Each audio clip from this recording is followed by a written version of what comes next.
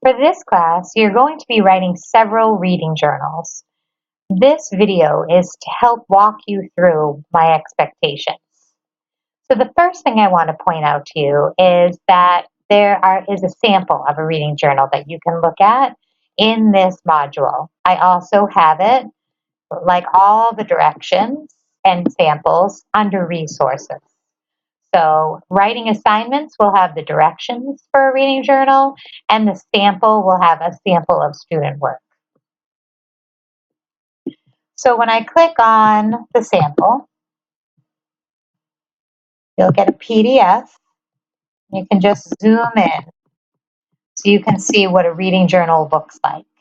It's set up in MLA format. It includes a citation at the top. I have directions on how to do the citation in another video. And then really the rest of it is just a paragraph.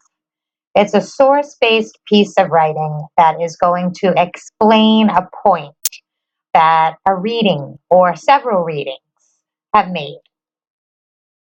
So please use this as it walks you through my expectations.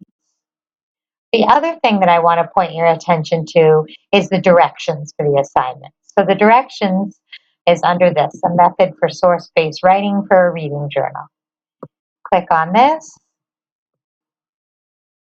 And this explains step by step how I want you to set up the reading journal. And the first thing that I want you to do is make a claim. Step 1. Tell me what point the author is making.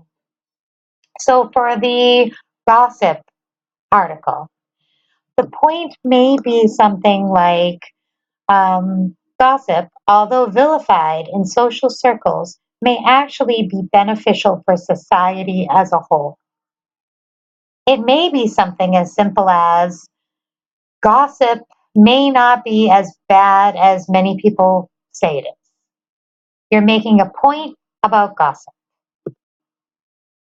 The next thing that you'll need to do is provide evidence that supports that point.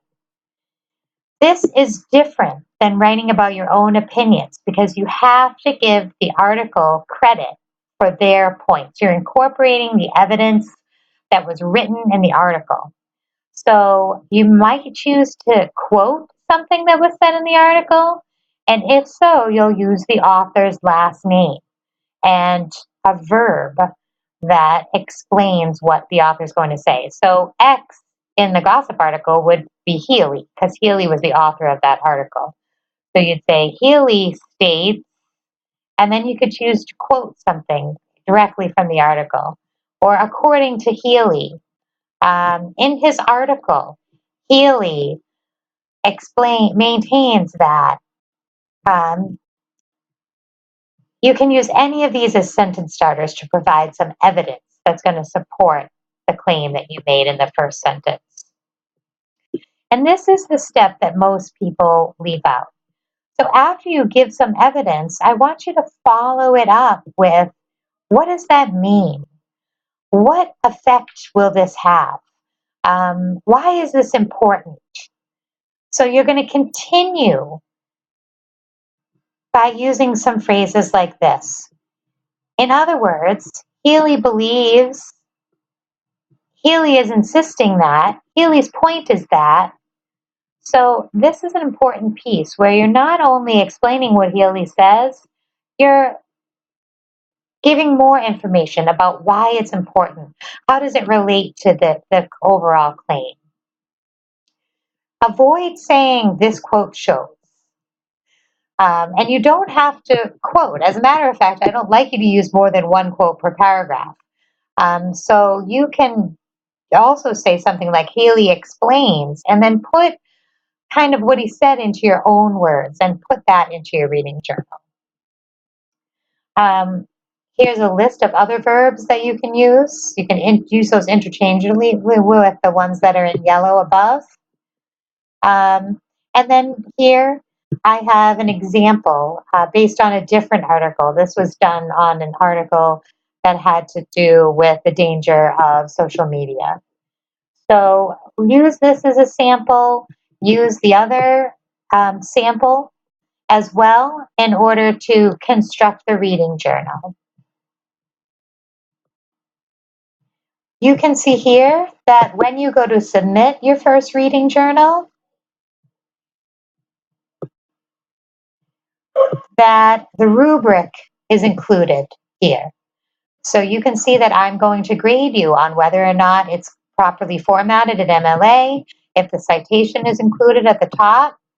And then this is what I'm looking for in the first sentence. It's going to talk about one point made in the article, gives it some context and explains. Then I'm going to be looking for evidence. You're going to do the evidence and analysis process twice. So I want two different references to the article. You can use quotes or paraphrase. And finally, that you have some of your own analysis, some of your own thoughts that follow the evidence from the author that explain why it matters. It's very important. Those phrases I give you where it says X states, X explains, this is to avoid plagiarism. So I'm looking to see that you're giving the author credit as you're providing the evidence. And then another portion of it will be on your writing, your mechanics, your grammar, and punctuation.